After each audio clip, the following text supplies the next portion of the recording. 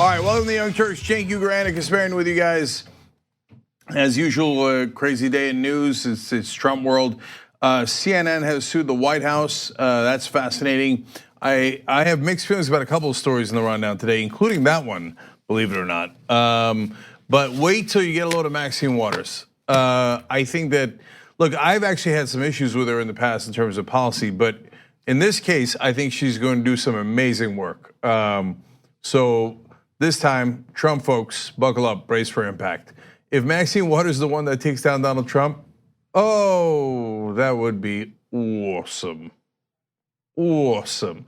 If a black woman led to his demise, it wouldn't get any better than that. Yeah, okay. Yeah, it would, unless it's me. Maybe a Mexican woman. No, because his disdain for black women is maybe higher than for anyone else. Really? Including Mexicans? Well, Mexicans he uses a political punching bag and does demagoguery. And look, he's terrible to all these groups. But I think he genuinely is deeply racist and sexist against black women, like in it to his bones, in his core. That is why every time there's a black woman, April Ryan, Abby Phillips, and the list goes on and on. The recent PBS reporter, Maxine Waters, Omarosa, it goes low IQ, stupid, dumb. And like this whole idea of like how dare you ask me a question? Why? Why not? April Ryan's actually one of the longest serving reporters in the White House press corps. She would actually have a better standing to ask a question than almost anyone in the room. But he looks at her like, how dare you? Yeah. And so that would be terrific. Anyway, that's a little bit later in the program. And I gotta tell you, I got a little bit of anger. Oh, we have a dangerous show ahead for you because I have a lot of anger today. Yeah, you look like you're pent up. You look like you're ready to. I'm just salty today, so I'm actually excited that you might disagree with me on some stories because I can let it out on you. Oh, okay, that sounds great. Looking forward to the show today. All right, so we got some Salt Bay coming action coming up apparently. All right, so that's coming up. Anyway, the one thing I'm angry about is related to the Young Turks. I still haven't caught John. Jesus Christ, guys. Like, come on, bounds of reason. This isn't funny anymore, okay? First of all, I should be catching Anna. What is that? What is this? As my dad would say, what is this? Okay? TYT.com/Cenk, okay? No, that ain't right. Damn. Okay. Well, I agree with everything John says. John is always right. Some serious sabotage here. There's insanity in the Synapse control room tonight. Is there collusion going on at the TYT headquarters? Huh? Yeah. Is John colluding with the producers and the director? You know what it is? It's a witch hunt. It's a witch hunt. Okay? It'd be a witch hunt if people wanted to investigate the potential collusion going on. Well, I think maybe we should. No, I doubt it. Anyway, in fact, I'm kicking you out of the Synapse control room. Yesterday, I was going through my old list of things that were named in the last couple of drives. And Savannah Cooper, you are a legend. We talked about it in the post game last night, but she's got a camera, and I confessed last night that I had forgotten that she'd named the control room the Synapse control room. Okay, so in honor of you, Coop. All right, from now on, there's insanity in the Synapse control room tonight. Okay, so this is the triptych desk, by the way, named by Adam Westberg. All right, TYT.com/Cenk. Anna. Cenk, let's move on. Oh, come on. We gotta move on. Oh, that's a good picture of me. Okay, yeah, agree to disagree. By the way, Cenk made fun of my hair right before we went live. So that's something you should keep. He did. He made fun of my hair. No, I was trying to help you because it was a mess. He said, you weren't winning with it. Hold on. He said, "Is your hair supposed to be frazzled like that?" Okay. That's his exact quote. Keep that in mind when you're thinking about joining under his URL. Okay. Look, you get 18 different progressive shows. This guy had the audacity to make fun of my hair. Okay, 18 different progressive shows, commercial free, okay? Anytime you want, including exclusive stuff like old school, aggressive, progressive, post game, behind the scenes you're gonna love. TYT.com/Cenk, go to the next story. Remember go to the next story. When you accidentally got a mushroom haircut? Yeah. We talked about it in the post game. You should become a member just for that conversation alone because I couldn't stop laughing. Okay, all right, let's for move God's on. sake. There's a lot going on in the news. /Cenk. Okay. My hair is a little fast. Okay. I told you. Okay, come on. We gotta do the news. What's wrong with us today? Okay. All right. In an unprecedented move, First Lady Melania Trump has called for the firing of a top national security official, another woman by the name of Mira Ricardel, and she hasn't given many details as to why she would like this individual to get fired. We do know that the two women did clash during Melania Trump's recent trip to Africa, and the only statement that we've received from her communications director, Stephanie Grisham, is the following. She said, "It is the position of the office of the First Lady that she no longer deserves the honor of serving in this White House." Wow. And when she says she, of course, she refers to the national security official that I had previously mentioned, Myra Ricardel. Now, the only other thing that we know is that they did have a few confrontations, one of which included a confrontation including Ricardel demanding that the National Security Council staff have seats on the First Lady's plane during her trip to Africa last month. And that's according to people who are familiar with the disagreements that took place. Yeah, all right, well, look, normally this would be, again, as usual, the largest controversy in another president's term, but it's gonna be one of thousands under Donald Trump. But now we got First Ladies firing deputy national security advisors. That's a super important position, having to do with, I don't know if you could tell from the title, national security. So, as you're worried about the caravan and all that stuff, and oh my God, the immigrants are coming in, it's an infection and all this stuff, you just fired the deputy national security advisor because the First Lady didn't like that she wanted the national security staff to be on a foreign trip with her? I mean, isn't that what the national security staff is supposed to do? She's like, oh, I do declare, oh my God, they interfered with my trip to Africa with all their national security stuff. So this whole stuff about Melania Trump should get a pass, I'm done with it. So Nancy Reagan, when she got involved in politics, and she did a couple of things, the Just Say No campaign against drugs, was a huge part of starting the war on drugs. Thank you, Nancy. She gets all this ass kissing when in Washington. Oh, Nancy Reagan! She was so stupid that she told Ronald Reagan about how astrology should rule his decisions at the White House, and that idiot listened to her, okay?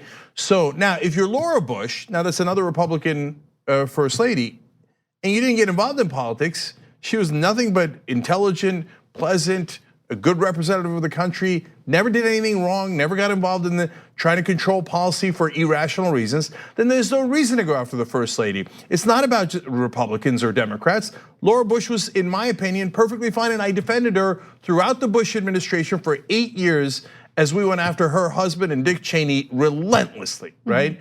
But when Melania Trump comes in and starts firing national security advisors because he didn't like the way she picked seats on her plane. No, I'm done with her. She married Trump. Come on, we're playing. We got kid gloves when we talk about Melania Trump.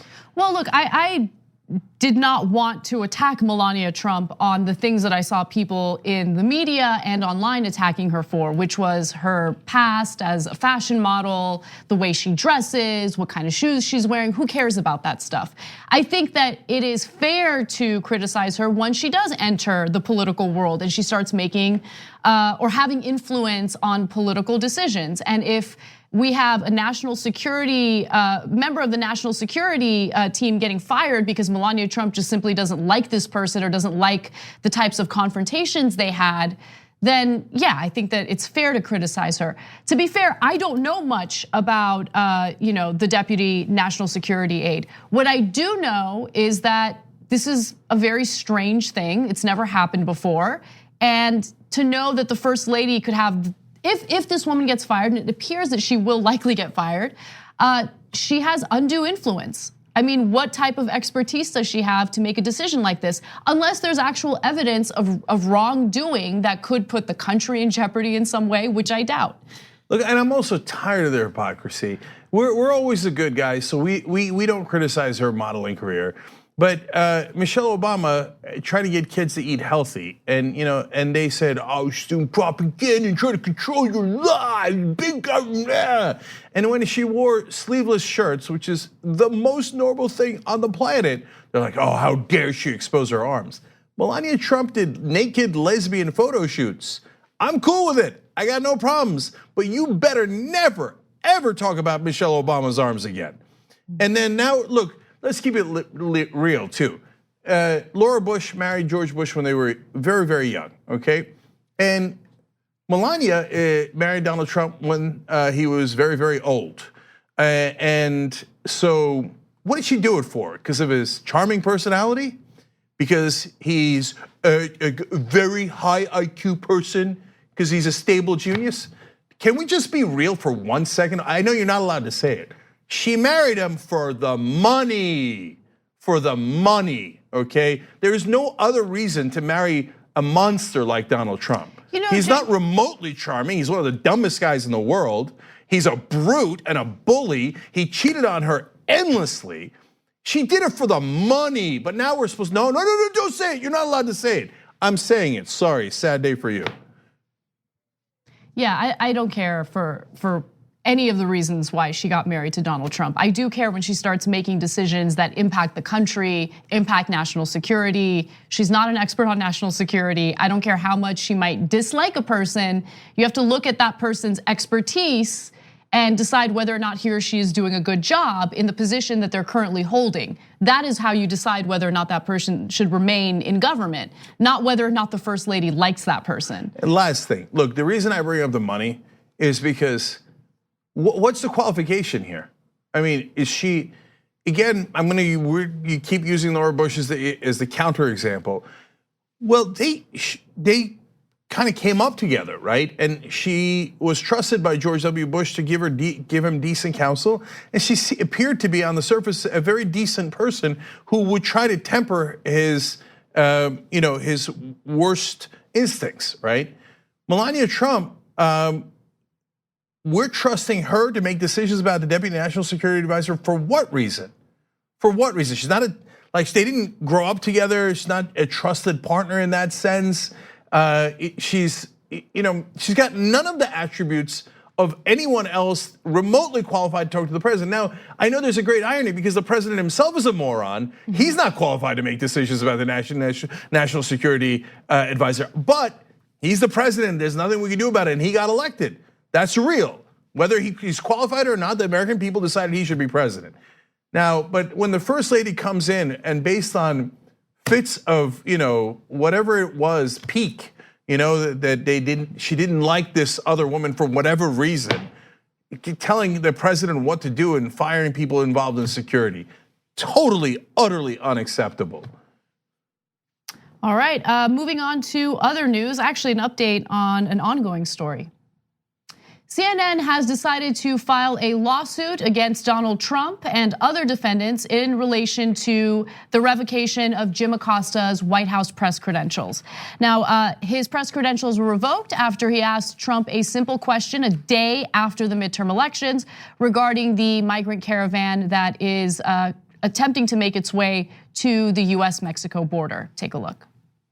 President, if I may ask one other question, are you worried? That's enough. That's enough. Mr. President, I was enough. going to ask one of the other folks. That's enough. Pardon me, ma'am. Mr. President. That's enough. Mr. President. I'll tell you what, CNN should be ashamed of itself having you working for them. You are a rude, terrible person. You shouldn't be working for CNN. Go ahead. I think that's unfair. You're a very rude person. The way you treat Sarah Huckabee is horrible. And the way you treat other people are horrible. You shouldn't treat people that way. Go ahead. Of course. Okay, just sit down, please. Well, when you report fake news, when you report fake news, which CNN does a lot, you are the enemy of the people. Go ahead. Mr. President. Later that night, Jim Acosta's press credentials were taken away, and CNN felt that there was no other avenue to combat this other than a lawsuit. So the suit alleges that Acosta and CNN's First and Fifth Amendment rights are being violated by this ban.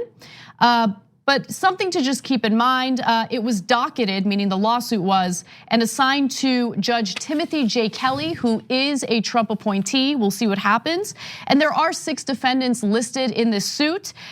Trump, Chief of Staff John Kelly, Press Secretary Sarah Huckabee Sanders, who had shared a doctored video of this whole kerfuffle to make it seem as though the situation was much worse than it was. Deputy Chief of Staff for Communications, Bill Shine. We have the Secret Service Director and the Secret Secret Service officer who took Acosta's hard pass away last Wednesday.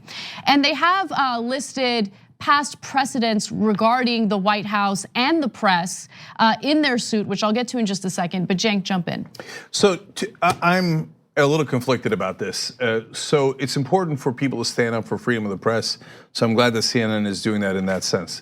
From a political optics point, and CNN is not in the politics business. I mean, they cover the news, but they're not on one side or another. And if you think they're liberal and on the side of progressives, that's hilarious. Okay, conservatively, economically they're incredibly conservative. But as a matter of optics, it makes it seem like the press is in a battle with Donald Trump, and we are in a battle with Donald Trump. Yeah, I hear you. We are, but the battle was started by Donald Trump, who repeatedly refers to the press as enemy of the people for simply doing their jobs. For the first time in decades, the press is actually doing a decent job covering people in positions of power. A decent job. I mean, for the first time ever, I mean, I'm reading the New York Times, reading the Washington Post. They were asleep at the wheel during the Obama administration. And the Bush administration. And the Bush administration. We're finally seeing muckraking journalism, which I haven't seen in forever. No, we are. I mean, there's stories, Cenk, that unfortunately because of time restrictions, we haven't even been able to get to. But one of the stories that the New York Times did an excellent job on recently was how the Trump administration is basically letting these big banks that caused the economic meltdown in 2008 off with very, very low fines. Yeah. So there is good journalism going on, stuff that we wouldn't know about if we had, the crappy reporting from, the past decade. Yeah. So look, back to CNN. The problem here is that. And I get it. Look, I don't want to appease the crying of the right wing, and they'll cry about this, and they are in the middle of crying, saying, "Oh, you see that? Oh, the president's like Donald Trump." So I'm not in that business, but there's also a little bit of hypocrisy here. So the Obama White House denied us a press credential. There's about 150 press organizations in the White House press corps. And you find out in this story, apparently the only reason to ever deny anybody press credentials is if you think that they're a physical danger to the president. Mm-hmm. So is Jim Acosta a physical danger to the president? Of course not. That's preposterous, right? But we weren't a physical danger to Obama either. And we were probably larger than about 130 out of the 150 press organizations there. And they cry about that. They're like, oh yeah, I don't know, but it's online, I can't tell. Whatever, so like they deny outlets all the time. And so, but now this is a big name reporter, so it becomes a different situation. No, I get it, but we were stupid for not fighting. Like, let's keep it real. So should we have sued Obama? Maybe we should have sued Obama. Yeah, we should have. We absolutely, I didn't know. I had no idea that we had applied for those press credentials, and had I known what type of rights we had, then yeah, we should have fought, and we were dumb for not doing that. But this isn't about us. This is about the First Amendment. This is about the press overall. I love the fact that they're suing because I do believe that their constitutional rights were violated. And if you look in the past at previous rulings that were very similar to cases like this one, judges have ruled that the press has a right to be there, that they can't just simply be banned because the president doesn't like them or like their reporting. So now I think Acosta has a better case than CNN because the part of the defense of the White House is, well, look, there's 50 other CNN reporters who have press passes who can come to the White House. But then you get to pick and choose the reporters that you like, and you create a hostile environment and one that is purposely intimidating and could ruin a specific journalist's career. I understand all of that. But if I was CNN, the next person I would send would ask much harder questions than Acosta. So you didn't like Acosta, we're gonna send someone even tougher. And you ban that guy, we'll send someone even tougher, okay? So, but for Acosta, it's super real, and I get it. And so if I'm in his situation, and you say you banned me because you didn't like the questions I was asking, well, that deprives me of my freedom of speech, freedom of press, under illegitimate circumstances. So if you're going to do it right, first of all, the standard for the Secret Service is that whether they're a danger to the president. Obviously, Acosta's not. Second of all, you're supposed to send written notice to the media organization. You're supposed to go through a legal process. And do you think Trump went through that? Of course not, because he hates the rule of law. He can't stand it. He's a wannabe dictator, doesn't care. So he didn't do any of the things right legally. So then CNN and Acosta have all the right in the world to say you didn't follow the law at all. So don't get me wrong. I think Acosta has an excellent case. Now, and one more thing to buttress that they said for a while, with the doctored video that they had that was sped up to make it seem like Acosta was chopping at the intern's arm, and as you just saw in the video there, he did not do that. And they said it was because he had touched the woman or assaulted her or whatever, right? Here's the problem with that. As usual, Donald Trump ruined that defense because he's too stupid to keep track of his own lies. So on Friday, he said that Acosta was, quote, not nice to that young woman. But then he said, quote, I don't hold him for that because it wasn't overly, horrible. Oops, there goes your one defense. Awesome, yeah. Okay. I mean, his own mouth gets himself in trouble all the time, so great. Look, this is not about CNN, it's not about TYT, it's not about the liberal press or conservative press. I would feel just as passionate about this if there was a conservative member of the media who had been retaliated against simply for asking the president a question that he didn't like. This is unacceptable. We can't allow something like this to stand. And if a lawsuit is the only way to stand up to Trump in this case, then it's the right thing to do, because we need journalism, we need people to have access to people in positions of power so they can give us the information we need. And yes, in the future, we should fight. We should fight because we deserve to be there just as much as CNN does, just as much as the New York Times does, or any other news organization. I mean, they have people there from the Daily Caller.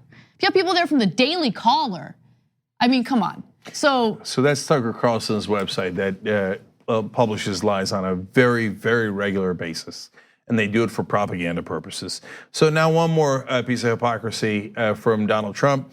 During his campaign, if you remember, he kicked out a lot of people from his rallies, the Washington Post, BuzzFeed, Politico, Univision, etc.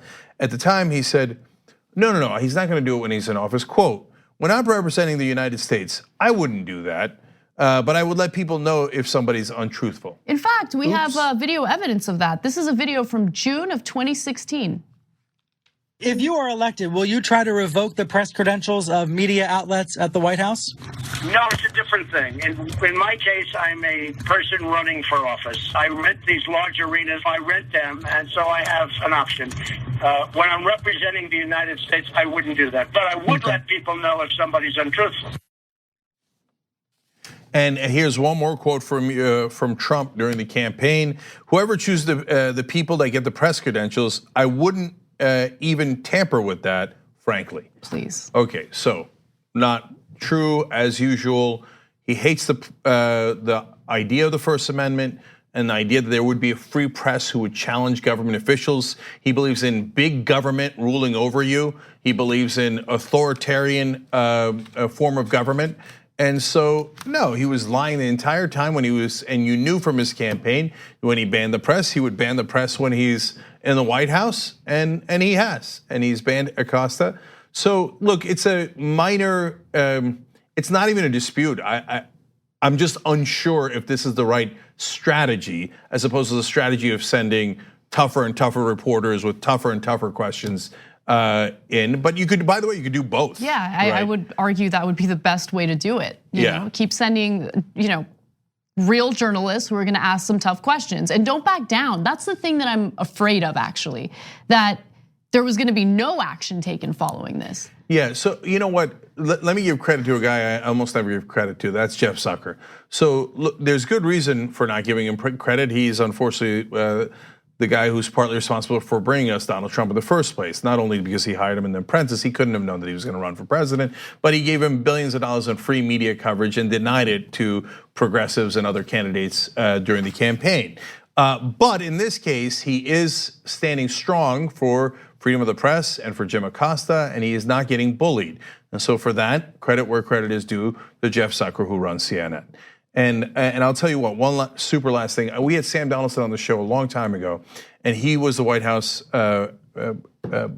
correspondent for ABC for a long, long time, both under Reagan and Clinton. He told us a great story about whenever the Reagan White House or the Clinton White House complained about the questions he was asking, Roone Arledge, his boss, would give him a raise. So to Jeff Zucker, you should send two signals. One is this lawsuit, if you think that's the right thing to do, and obviously you do because you filed it. But two is you should give Jim Acosta a raise. And you should make it very, very public so that it sends a message to all other reporters. We will not be intimidated. If you do your job and you're a watchdog journalist and you challenge the government, you will be rewarded, not punished. Let's take a quick break. When we come back, some good news, including real action by Alexandria Ocasio-Cortez already, and what Maxine Waters plans on doing to the big banks. All right, back on the Young Turks, members' comments first. Professor Ging writes in, OMG, could you guys imagine how hard TYT reporters would rock the White House press corps? Oh, we get super salty. Oh, God, that'd be great. Anyway, Maz writes in, how many people have to drown in right-wing tears for folks to realize it's not the left that are the snowflakes? Like it. Ganas writes in, Cenk, I don't get it. You always say that CNN doesn't fight. We need to talk about a relatively new show called the Republic, or UNFTR. As a Young Turks fan, you already know that the government, the media, and corporations are constantly peddling lies that serve the interests of the rich and powerful. But now there's a podcast dedicated to unraveling those lies, debunking the conventional wisdom. In each episode of the Republic, or UNFTR, the host delves into a different historical episode or topic that's generally misunderstood or purposely obfuscated by the so-called powers that be, featuring in-depth research, razor-sharp commentary, and just the right amount of vulgarity. The UNFTR podcast takes a sledgehammer to what you thought you knew about some of the nation's most sacred historical cows. But don't just take my word for it. The New York Times described UNFTR as consistently compelling and educational, aiming to challenge conventional wisdom and upend the historical narratives that were taught in school. For as the great philosopher Yoda once put it, you must unlearn what you have learned. And that's true whether you're in Jedi training or you're uprooting and exposing all the propaganda and disinformation you've been fed over the course of your lifetime. So search for UNFTR in your podcast app today and get ready to get informed, angered, and entertained all at the same time.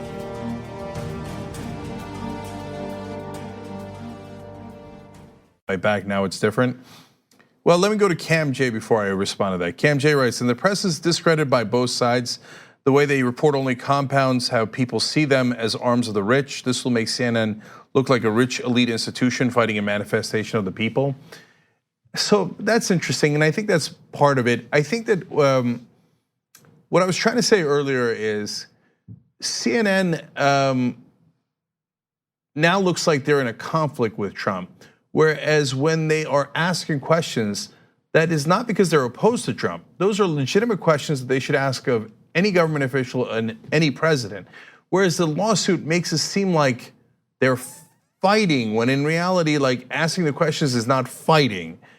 You see what I'm saying? I know it's a difficult point and I'm not making it incredibly well. No, I get what you're saying, because Right. journalists are not supposed to have personal grudges and personal biases against people in positions of power. They're supposed to be asking the tough questions because it's the right thing to do. It's what a professional journalist, a real journalist does.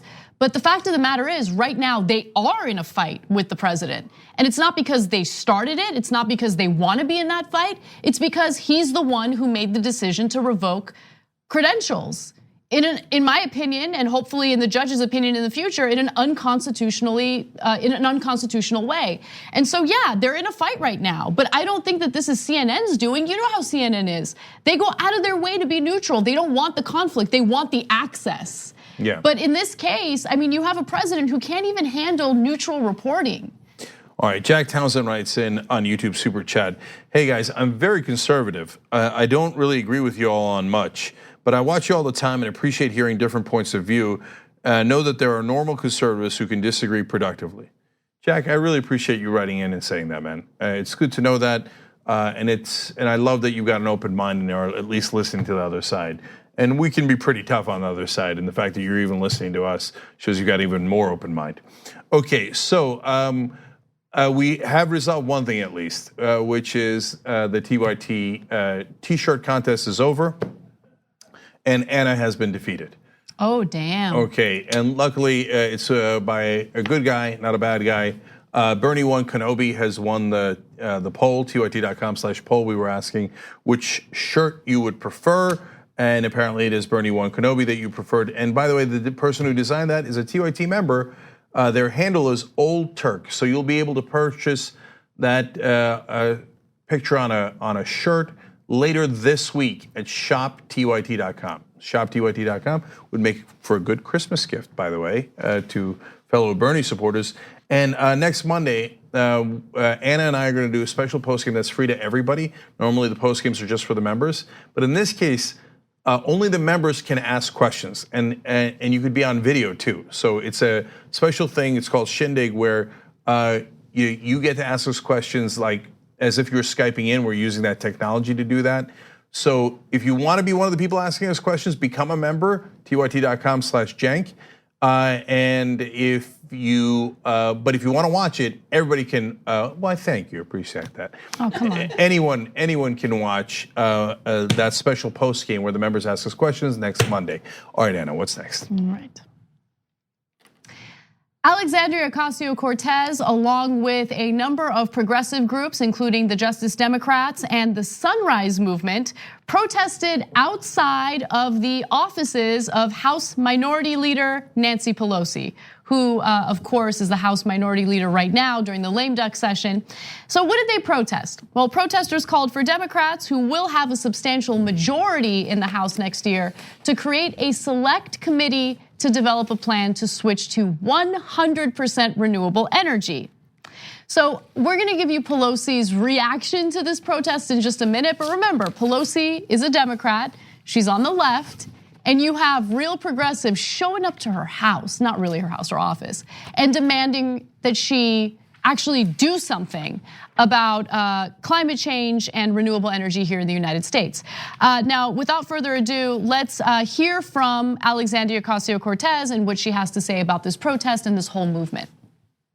We need to tell her that we've got her back in showing and pursuing the most progressive energy agenda that this country has ever seen. You know, I think in order for us to move forward, and what Americans are asking, not just of the Democratic Party, but for all members of government, Republican, Democratic, Independent, everyone agrees that we need to get big money out of politics, and that the way future is to figure out a way where we can govern without special interests getting in the way. Do you think that the Republicans can move on this issue at all, or is there too much fossil fuel money in their coffers? You know, there are some Republicans that are actually in the No PAC caucus, I believe. So I don't think that this is necessarily a left versus right issue. This can be a true issue. So she's a little hopeful there at the end, and so I love this. That strength, and it's nearly unprecedented. I've never seen, and I don't recall at all. It might have happened, but I certainly don't recall it. Of a person in the same party who's, in her case, a congressperson-elect, going to the office of the minority leader, soon to be Speaker of the House, and joining a protest and speaking outside of her office. Mm-hmm. Man, that is unreal strength. And I'll tell you, look, because if you look at it from the outside, you might be like, what's the big deal? I mean, she's a progressive activist, she won office, she should just do what no, you're not seeing the pressure in Washington. Mm-hmm. In that bubble, they're like, how dare you? How dare she? How dare she? No, but seriously, my God, I don't know what Pelosi's about to say to you guys. I haven't seen the video yet, Anna did. Mm-hmm. But I can tell you in private, she must be fuming. And so they're gonna say, oh, you're bringing cameras into my office, you know, and trying to challenge me. And of course, whenever they don't wanna actually do anything, and you challenge them on it, you know what their go-to excuse is? Well, why didn't they just ask for a meeting? I would have done the meeting. Oh, sure. Mm-hmm. Of course you would have, right? And you would have immediately taken action, right? Doubt it. So I think that actions always speak louder than words, and whatever little thing that so-called progressives might pick on Alexandria Ocasio-Cortez for casually saying in the past is irrelevant. What's relevant is what she actually does. And what she did here, in my opinion, is absolutely courageous because establishment Democrats do not like to be challenged by members of their own party. They're harsher toward progressives than they are toward conservatives in some cases. Definitely. And so I love what AOC did here. She showed real strength. She showed that she's willing to get together with progressive groups, organize, and really hold Democrats' feet to the fire. And Pelosi, I mean, what option does she have in terms of a statement, a public statement? Of course, she's gonna make it seem as though she's okay with this. Look, to be fair, we're speculating as to what she's thinking internally. I know. But I mean, I think we have good reason to have that speculation. But nonetheless, here's what Pelosi said publicly. She said in the statement that she was, quote, inspired by the energy and activism of the many young activists and advocates leading the way on the climate crisis. She also said, I have recommended to my House Democratic colleagues that we reinstate the Select Committee to address the climate crisis. We welcome the presence of these activists and we strongly urge the Capitol Police to allow them to continue to organize and participate in our democracy. Okay, I will give Nancy Pelosi credit for an excellent statement. That's exactly the right thing to say publicly. And so, look, if you don't believe me that internally that they're fuming, I say that based on my experience and having talked to a lot of people in Congress in the past. I'm not saying that I have specific knowledge of what Nancy Pelosi thinks about this particular incident. That's fine, you can choose not to believe me, but I've been there. And so, and especially with incoming freshman Congress people, they're like, oh, you gotta know your role and you gotta earn your stripes and so pay your dues. Pay your dues. And for someone like this, and they'll say, oh, look at this grandstanding with the cameras and everything else, and try to getting in good with the activists, right? They hate that stuff. They hate it to their core. So I hope I'm wrong and they magically switched overnight and they'll say, and usually what they do is, and this is the most important part, they threaten your career. Behind the scenes. Oh, I guess you don't want a good committee assignment. Well, good luck with that. Yeah, I mean, but that's good luck the thing. with that. Exactly. From what I can see from Alexandria Ocasio-Cortez, she doesn't view her career in the same way that almost everyone else in Washington does. She's not a careerist. She didn't go there to like, oh, I'm gonna get a plum assignment on a committee. And then one day I'm gonna be the chair of that committee and I'm gonna raise so much money with that position because then all the lobbyists will have to kiss my ass and I'll accrue more power. And then I'll have more power for the sake of having power, but I won't do anything with it, otherwise I'll lose that power, right? No, she came in to do something. And on day one, she's already doing it. That's a real progressive and that's a real strength. Absolutely. Let's talk about Maxine Waters because we're seeing a lot of strength there, especially when it comes to the big banks. I love this story. Maxine Waters is expected to head the powerful House Financial and Services Committee. And now that Democrats have taken over the House of Representatives, she is specifically going to go after the big banks, something that I absolutely love, especially because it seems as though so much attention is focused on Trump and all of his nonsense that it feels as though, the big banks and corporations have been getting away with murder behind the scenes while everyone else has been distracted. But it appears that Maxine Waters has not been distracted. So she wrote a letter to her colleagues, 8-page letter, indicating what she plans on doing as the head of this committee, okay? And with Trump in the White House, she says, I know that our fight for America's consumers and investors will continue to be challenging, but I am more than up for that fight. Okay. I like that kind of talk. So first she's gonna go after 2 of the big banks, Wells Fargo being one of them, and Deutsche Bank is the other one. I don't know which one of these actions I love more. I love it too. Okay, so Wells Fargo, lots of dramas there. We've reported on a bunch of stories where Wells Fargo had to confess to wrongdoing. We'll get into some of those details in just a minute. But one of the reasons why she's going after Deutsche Bank is because Deutsche Bank was giving Donald Trump loans when no one else would, right? So Wells Fargo and Deutsche Bank, the largest German financial institution that has had a long relationship with Trump, were the only 2 banks specifically mentioned in her 8-page letter. But she says that she's not gonna stop there. Those are just the first banks banks that she plans on focusing on. Deutsche Bank was one of the few banks that lent money to Trump after bankruptcies by some of his companies. In 2017, the bank paid about $630 million in fines to US and British regulators for failing to prevent trades that allowed the transfer of about $10 billion out of Russia in violation of anti-money laundering laws. So if you remember, they got Elliot Spitzer on questionable transactions that his bank reported, saying he's taking out big amounts of cash at the same time. Now, technically, they're not supposed to report it unless it's in $10,000 increments or more. On Spitzer, they decided, well, he's going after the big banks. Why don't we go after him? They went and reported numbers. They're called suspicious activity reports, and they made a lot of them in even smaller numbers in his case. Now, so the banks do that. I just give you that as an example because the banks are supposed to, by law, do that on a regular basis when they have transactions of their clients that check off certain requirements. They must, by law, report it. Sometimes they do it even if it doesn't meet those requirements, as they did to Spitzer, right? So you think Donald Trump was smart enough and savvy enough not to have hit those red flags? He probably hit them left, right, and center, right? And Deutsche Bank says, we will cooperate with any law enforcement we have, and we will, and we look forward to it. Fascinating? No, they won't. They won't. I mean, of course they're gonna say that publicly, but if you look into, okay, go ahead. No, yeah. I'm with you. The banks have been terrible in evading justice, yes. Or they've been quite adept at evading justice. And Deutsche Bank is not going to voluntarily walk in and go, oh, by the way, all the terrible things that we've done. But they have had to pay these enormous fines for all the different law breaking, et cetera, that they've done. The only reason why in this case they might be telling the truth is because they're in trouble, man. They have supported a ton of wrongdoing, including the billions of dollars in money laundering that they knew that they were doing. That's why they paid the fines, right? And apparently Mueller's team has also talked to Deutsche Bank. So they might be chastened by that, like, oh, the special counsel requested things about potential law breaking. We're in a lot of trouble here because the number one thing they care about at the end of the day is their own ass, right? So yeah, they'd like to protect their clients that are doing illegal activities. That's part of their appeal to them. Like, oh, don't worry, come, we'll launder your money for you, right?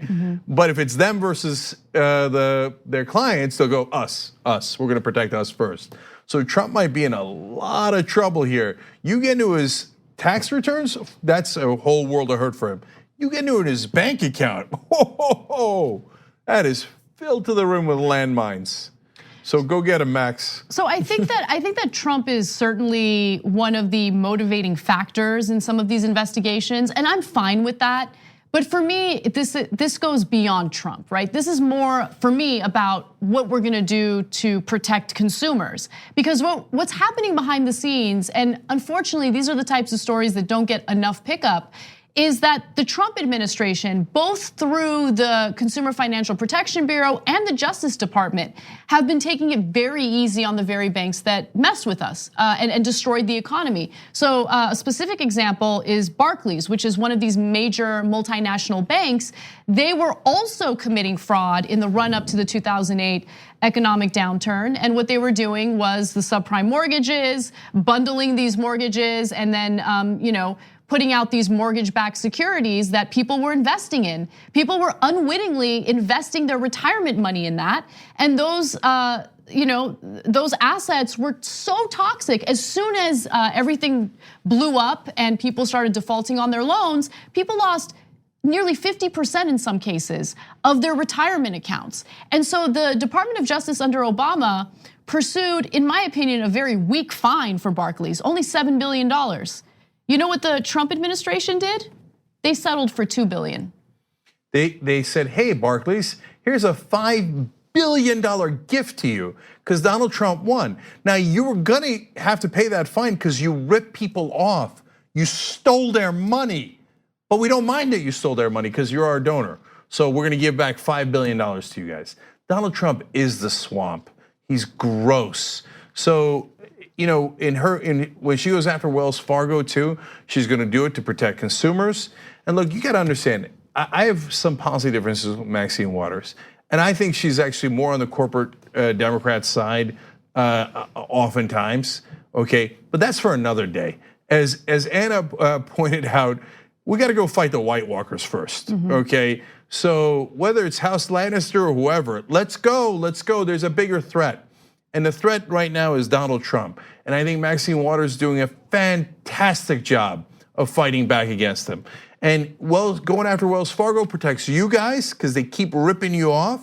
Going after Deutsche Bank goes after Trump. But if Trump didn't do anything wrong, then they won't find anything. This only is if we're right that he did do things wrong, then they'll find a lot, okay? So, and if it's Maxine Waters that takes down the president, that would be perfect. That would be a black woman who he called low IQ. And then she could turn around and go, tell me who's low IQ again? Okay, oh God, that would be perfect. So go get him, Max, go get him. Just wanna end this segment before we go to break by noting that we just did 2 stories on 2 women in government that are kicking some butt. Me likey, muy sabroso. There's a bunch of pictures going around of the 4 Justice Democrats in Congress. They got together, Ayanna Pressley, Ilhan Omar, Rashida Tlaib, and AOC.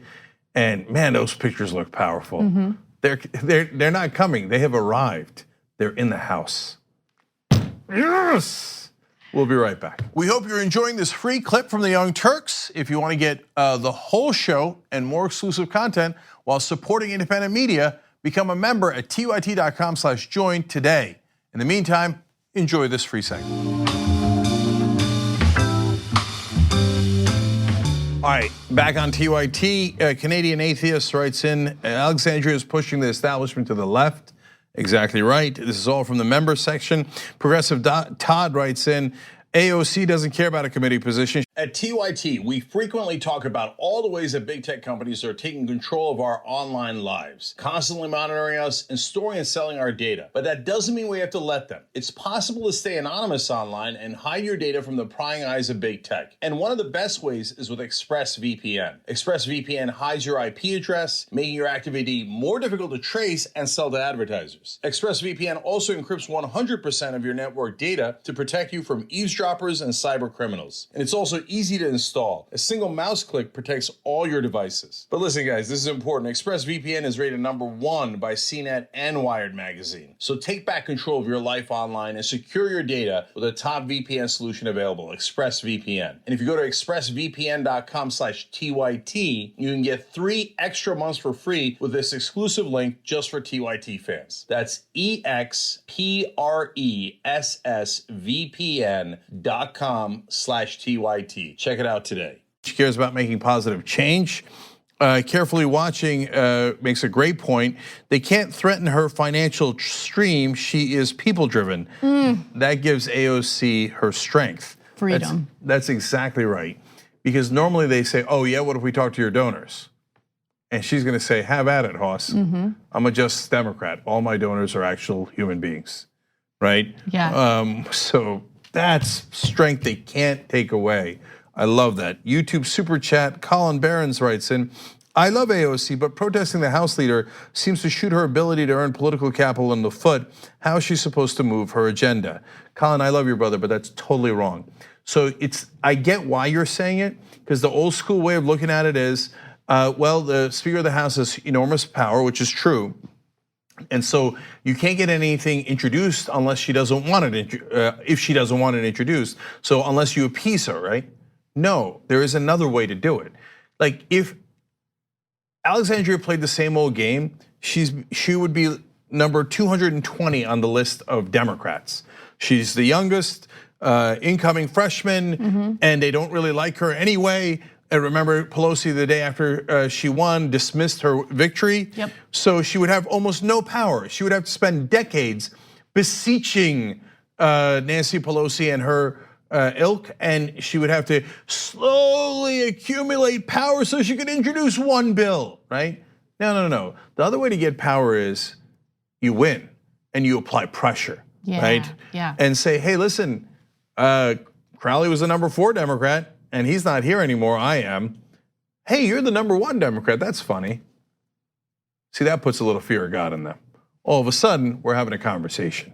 Instead of waiting 20 years pleading with them, which is never gonna work. Right, it kind of reminds me of people who keep pushing for trickle-down economics when it's proven to not work. So try something different, right? And so in this case, she's doing something different. Because if she plays, you're totally right. If she does what other incoming Democrats have done in the past, which is suck up to establishment Democrats, A, they turn into establishment Democrats eventually themselves, and B, they get nothing done. So yeah, apply pressure. Yeah, do not get co-opted by that system. Last thing is from Twitter. Art Murray 1 says, I like seeing the TYT microphone right there next to the CNN microphone. Me too. And it was not an accident that we got the first interview. Okay, so God bless. Now we're in the house too. And if you notice, of course, I read the member comments first. That's one of the things you get with membership. So tyt.com/Cenk to become a member, get all 18 of our shows. And it's $4.99, guys. It's almost nothing, right? It's $5 a month. And if you are an activist level member and you get to do it for $10, or if you're already a member and you want to do tyt.com/upgrade for a higher level membership, you get really cool member perks. But mainly, you help build home of progressives, and we really appreciate it. You could obviously do it through any of the host names. You could do it through Join, but really, of course, the best way is tyt.com/Cenk. All right, forward. Anna. Okay, all right, let's talk about some other stuff. The wildfires in California continue to burn down multiple homes and properties. People are still under mandatory evacuations. However, there was one mega mansion that was spared in the Woolsey fire. This is the fire in the Southern California area that scorched through Malibu. Kim Kardashian and Kanye West's home was spared. And it wasn't an accident. It was because they actually hired private firefighters who decided to dig ditches around the property in order to protect it from the flames. So let me give you the details on that.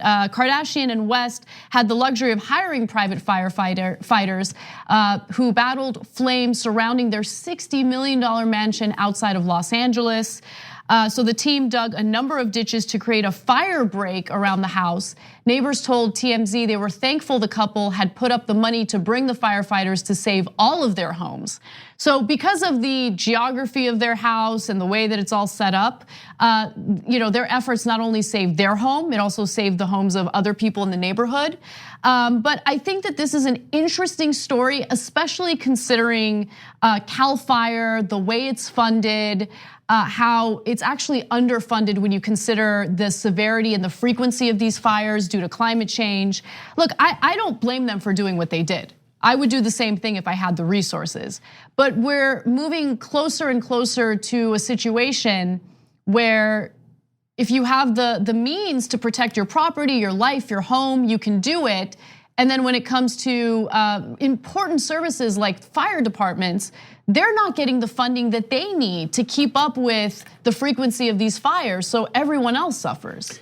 Okay, so I have mixed feelings about this story, which I'm gonna get to in a second, but I noticed that my post-game stories are getting through to your head because I think like my daughter Joy, you almost said fighter.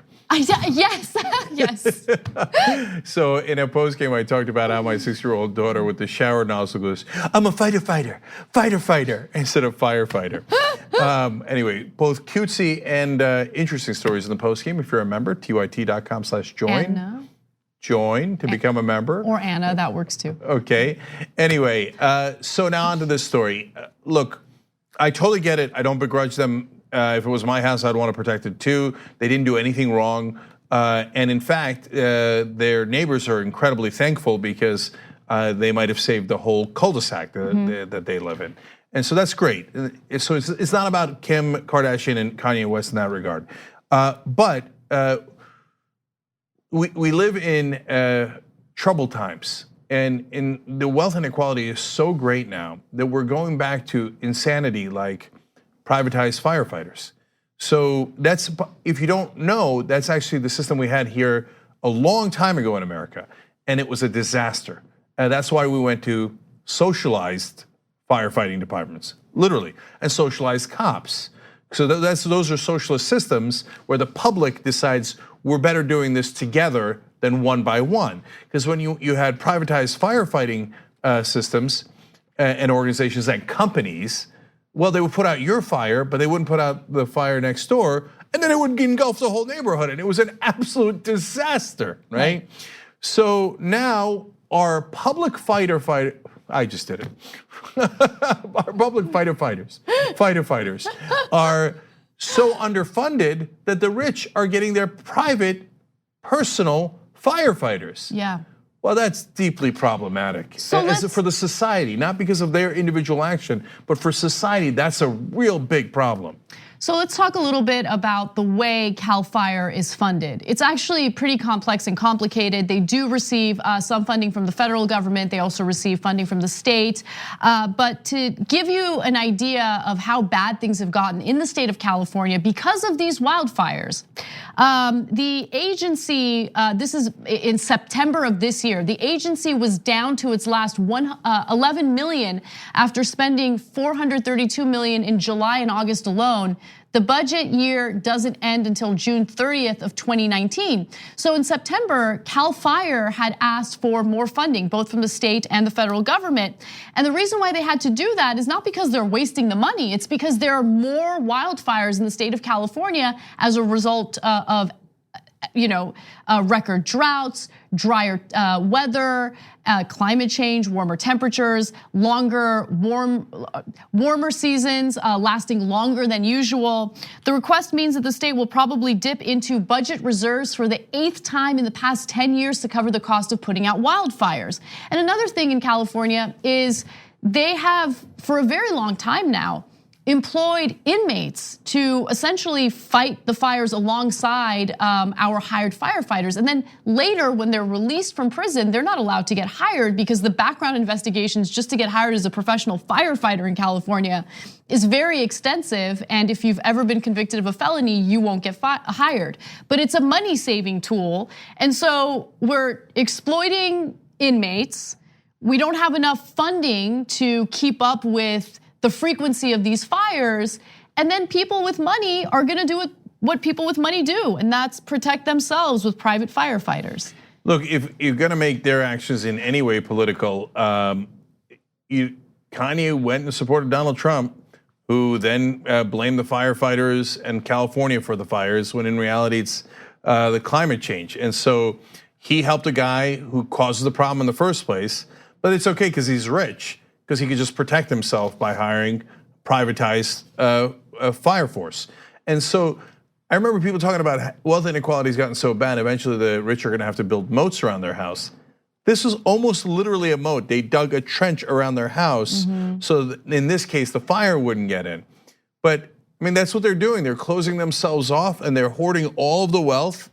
Again, not mainly Kanye and Kim Kardashian in this case, they just happen to be trying to genuinely protect their house. Exactly. Look, right. and I'm not putting this on them, but also understand what the wealthy overall have fought for, not just in the federal government, but also in the state of California.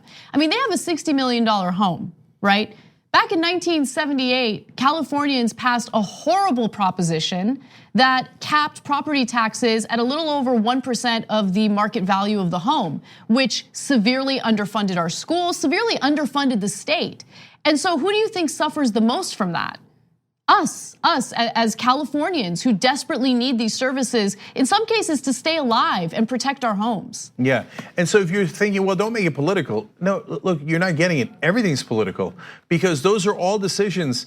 And whether you noticed it or you didn't notice it, they did take away money from the schools. They did take away money from firefighters, and they did take away money from our ability to fight climate change through things like the proposition that Anna talked about, and through the tax cuts for the rich, and through all the things that they did. Those are decisions that were made whether you noticed or you didn't. Those are all political decisions that affects your life. And so as I look at those pictures of the burnt out cars and houses, and by the way, some of the celebrities were not able to hire privatized firefighters.